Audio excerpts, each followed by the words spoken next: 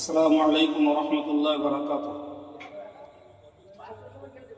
সম্মানিত শুভেচ্ছান্বেষু Snehashis all India সুন্নতুল জামাতের বিভিন্ন বিভাগীয়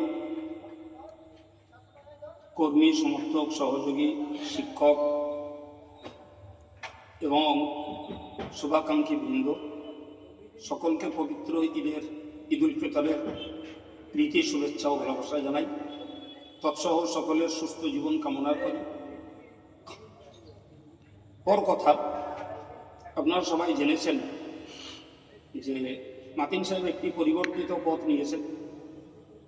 তো এর মানে এই নয় যে অল ইন্ডিয়া সুন্নাতুল জামাতের কর্মকাণ্ড এবং শিক্ষা ব্যবস্থার কোনো ঘাটতি ঘটবে বা আমাদের পরিষেবার কোনো ঘাটতি ঘটবে, এ ব্যাপারে আমরা তৎপর।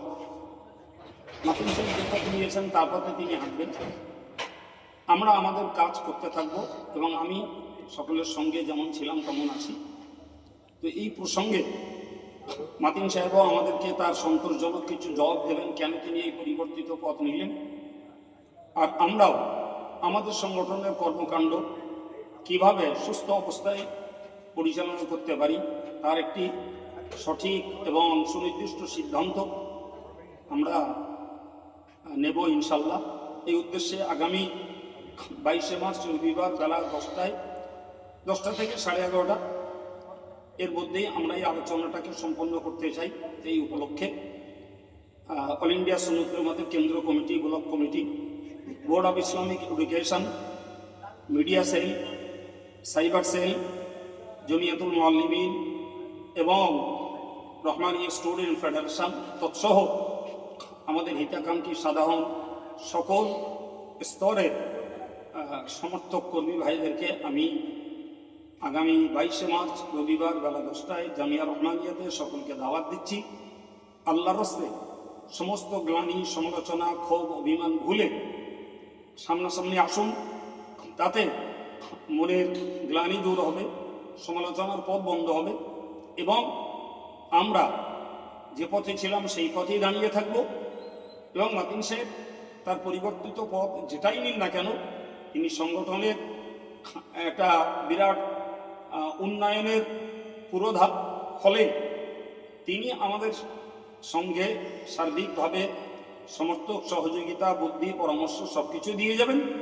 তিনি দল থেকে পদত্যাগ করেছেন, সেটা তার কথা রক্ষার্থে।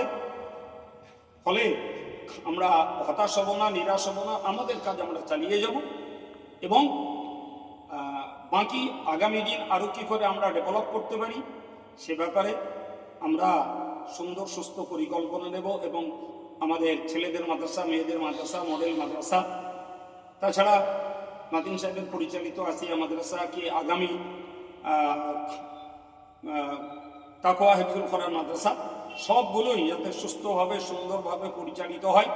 আমরা সকল বিতর্ক এবং সমালোচকদের সমালোচনাকে উপেক্ষা করে আমরা আমাদের কাজ চালিয়ে যেতে থাকবো ইনশাল্লাহ। এই ব্যাপারেই আমি সবাইকে খোলা মনে ঈদের আনন্দ মাথায় নিয়ে, মনে নিয়ে আগামী রবিবার 22শে মার্চ বেলা 10টার মধ্যে সকলকে জামিয়াতে আসার জন্য একান্তভাবে, আন্তরিকভাবে আহ্বান করছি। আল্লাহ সকলকে এই প্রোগ্রামে, এই আলোচনা সভায়, পর্যালোচনা সভায় আমাদেরকে উপস্থিত হওয়ার তৌফিক দেন। বাকি কথা সাক্ষাতে হবে ইনশাআল্লাহ। সকলের যাতায়াতকে নিরাপদ এবং শান্তিপূর্ণ জীবন, আগামীকালের ঈদ সৌহার্দ্য এবং সম্প্রীতিপূর্ণ হোক, এই আশা এবং দাবি দোয়া রেখে প্রোগ্রাম থেকে বিদায় নিচ্ছি। আসসালামু আলাইকুম ওয়া রাহমাতুল্লাহি ওয়া বারাকাতুহু।